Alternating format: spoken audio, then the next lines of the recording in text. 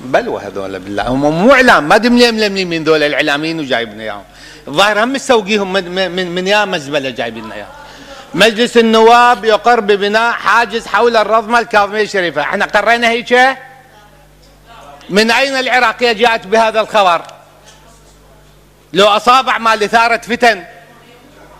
ما اعرف هاي الشبكه يعني تخدم النظام مالنا ام تخدم الاجنده اللي مولتها بالاساس وظلت لا تزال تديرها باصابع خفيه. وين هذا الصدر هذا حبيب الصدر يتخم 24 ساعه خارج العراق بس يفتر على سوالف العتق ومتيه هالشكل. ليش؟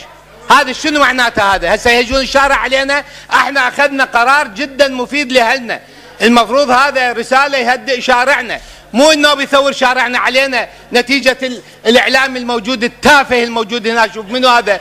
منو مجنده وهاي كلها برقبه بهاء. لازم لجنه برئاسه بهاء الاعرجي لمتابعه هذا الموضوع وتصحيحه فورا من على شاشات التلفزيون القميئه هذه عراقيه، لو مسميها الامريكيه احسن لنا.